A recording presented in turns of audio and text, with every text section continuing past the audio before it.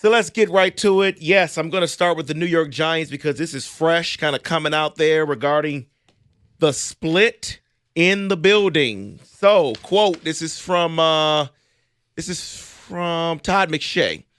Something's going on, he says. I'm not sure in the last 24 hours, but as of 48 hours ago, there's still a little push from the personnel department, that's Joe Shane, who loves Shedeur Sanders. There's a little bit of a more push than expected from the personnel side of it. McShay also says that Dable doesn't like Shedeur Sanders. So on the other side of that, Adam Schefter then says, per sources, Sanders wants to be in a place where he has the full support of an organization. There are questions about whether the Giants fit in that category. Let me ask split in the room. Is there a question Sanders? in here? As a non-Giant person, let me answer that first, get that out of the way. First of all, to me, I would trust Dayball more than I trust Joe Shane. That's pretty obvious. And you know what? Who cares on what Joe Shane, what Shedeur Sanders says about what kind of organization he wants to be with? He's not John Elway. He's not a first-round pick. He's not a first-round pick. He's not a first-round pick. This is the whole problem in all of this. Nobody has a first-round grade on this guy. Why am I taking him at 3? Now, what do you want from me? What's the question? You're upsetting me. I just want to know your thoughts. My thoughts are... they're split this close to the draft. My thoughts are the Giants are just butthole. They're the worst. They're the worst organization in the league. That's what we are. We are what the Lions used to be. John Mara, meet Old Man Ford. It's all the same. I have nothing. I want anyone but Shedeur at 3, and then if you want Jackson Dart or you want Milroe, do whatever you want later. That's it. Leave me alone.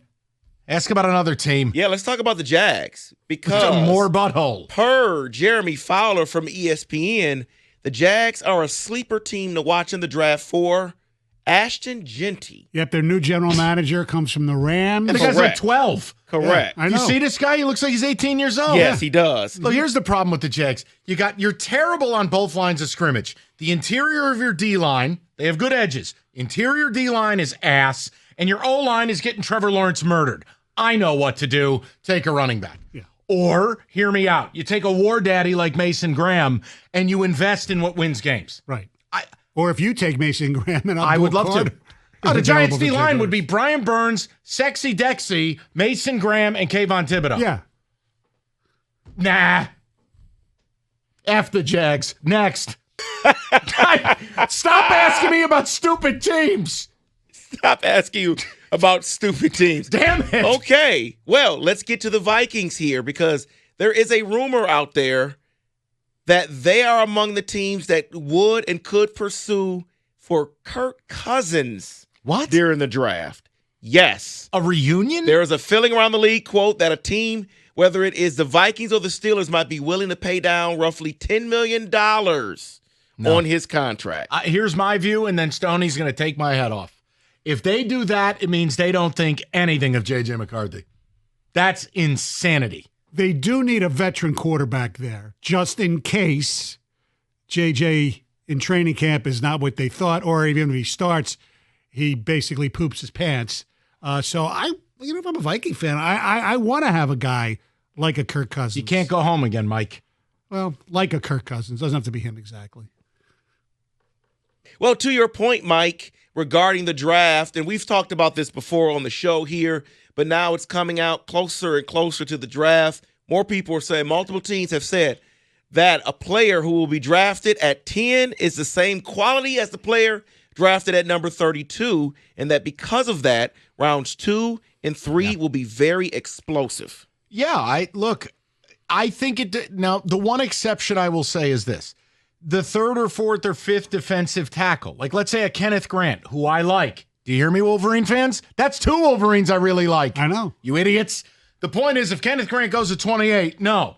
I think Kenneth Grant is exceptional, is far superior to some of these other guys we're talking about. You take him over the kid from BC, correct?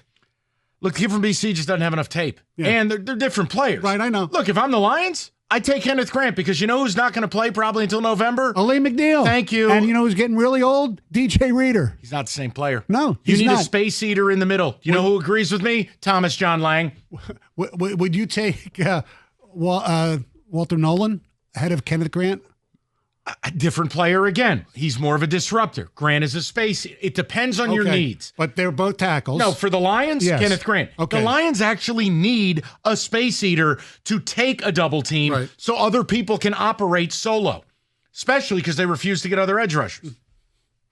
So we talked about the Jags and how that makes no sense for them to get a running back instead of going big man. Well, does this make sense at number 7 for the Jets? Because there are rumors out there that they love tight end Tyler Warren, and they're saying the team is moving in silence, but they could take him at number 7. So here's Mike Stone. Leave me alone.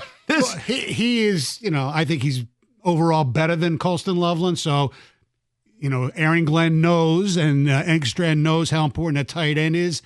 However, how good is that tight end if Justin Fields is going to get killed all the time? They need an offensive lineman, whether it's Campbell or the kid from Missouri. The best defense for Justin Fields is a running game. You've made an investment in Breece Hall. I like Braylon Allen.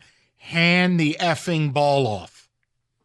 This next one, there's really no question here. It's just a warning to Lions fans. Again, I like to do this every so often.